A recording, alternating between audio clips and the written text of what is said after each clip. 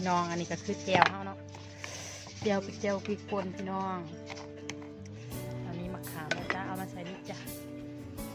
เขาจะมากินมะขามลองนะพี่น้องมันยังนักคืออยู่กับเปรี้ยวฮะยังมันทะเลหวานทะเลนะพี่น้อง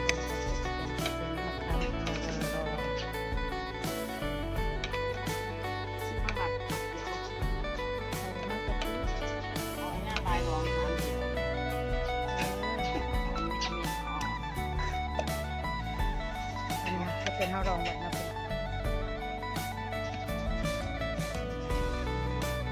เดี๋ยวมาลงมือกินกันเลยนะพี่น้องมีแก้วสบายดีพ่อแม่พี่น้องวันนี้เราก็จะมากินบักตามข้าวรองมีได้ไว้เลยค่ะแบบที่นี้ล่มพัดกล่องลมแน่นอนเบิ่งแล้วเนี่ยอันนี้ไม่ได้ร่มหรอกจะต้องดิฉันร่มก่อนอีก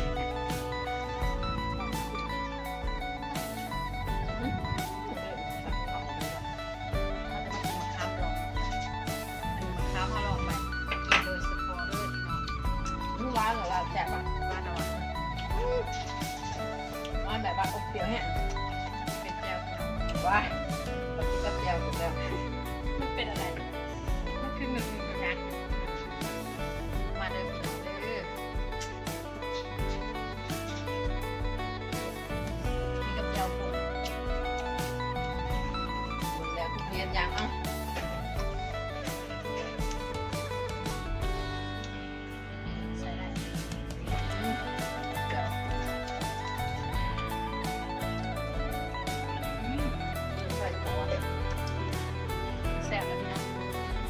กินนะ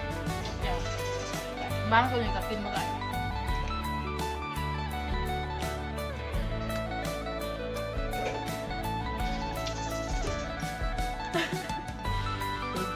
ทรมานมากกว่ามึงตั้งโต๊ะมึงก็หูเลยจบบ่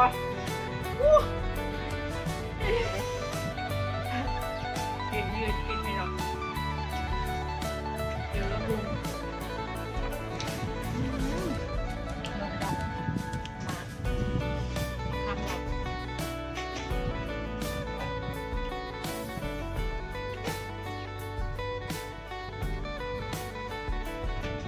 หวาน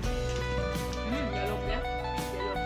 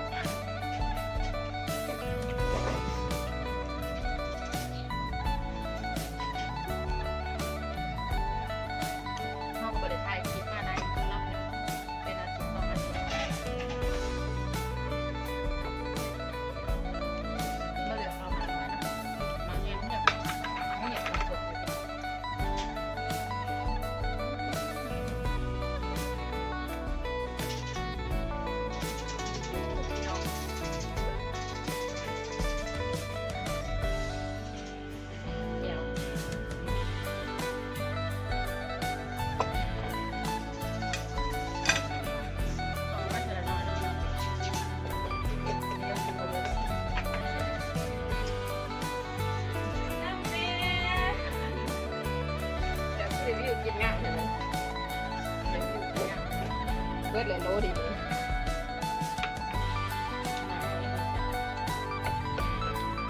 เปิดสุดเลยลงไปที่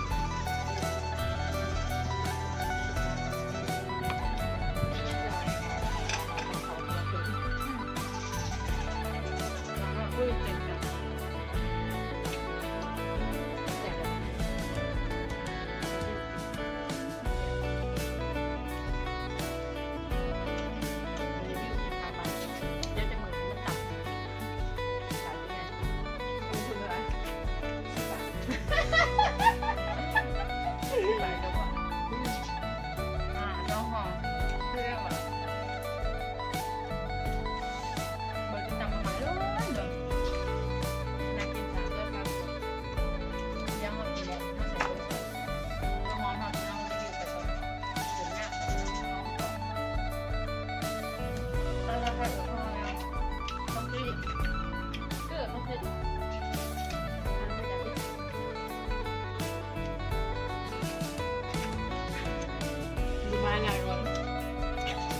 เจ๊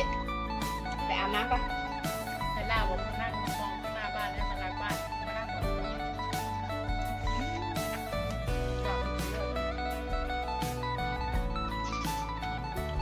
ดูเฉยๆพอได้ต้องเต็มก่อนสุดก่อนส่งมาเป็นลายแล้วเป็นตัวแรก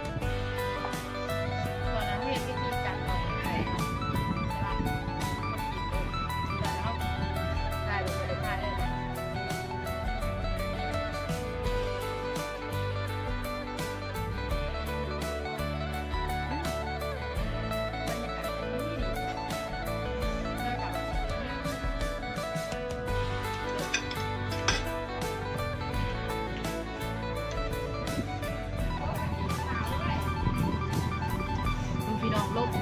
บรรยากาศดีแน่ดีเลยมากกว่าสิบบอก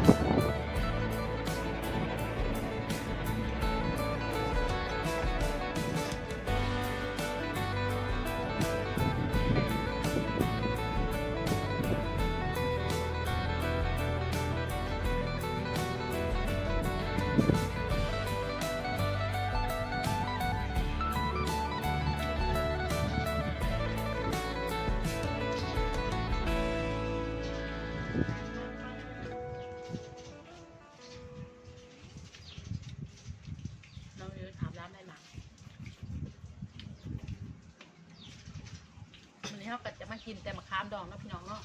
ก็จะขอจบคลิปไปเพียงสำนี้เนาะคือบรรยากาศดีแห้งยังมากินในที่พวกนางขางบ้านเนาะแต่ว่าบรรยากาศดีแห้งจะได้การไล่กระก้อนลาบบ้านสาวพี่น้องไปสำนี้เลยสบายดีมาเจอกันคลิปใหม่เนาะพี่น้องเขาก็จะมารีวิวสวนพักหนองนางเขาคือเก่าเนาะเดี๋ยวเขาจะพามาเบิ่งนี่พ่อหอมปอมเนาะหรือว่าพักซีนเองงามระบบพี่น้องงามแห้งกินได้แล้วนี่งามบอกพี่น้องว่าน้องมาเขาอันนี้ต้นมะพริก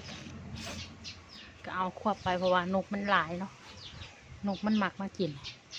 อันนี้จะเป็นผักแพรวเรานะคะ ผักแพรวแบบว่าใส่อันนั้นเนาะพี่น้องใส่พักที่แบบว่าเข้าถิ่มเดียวยังเดียวหันนะเอามาใส่นี่ให้มันเน่าแล้วกันให้มันงามเนาะอันนี้เว้ยเหี่ยวผักแพรวพี่น้องสวนผักหนองมาสวนน้อยๆนะจ๊ะอะไรแพนละมึงน้องนางเขากะอาบน้ำให้หมาแล้วจ้ะนางกำลังอาบน้ำให้หมาอยู่พูน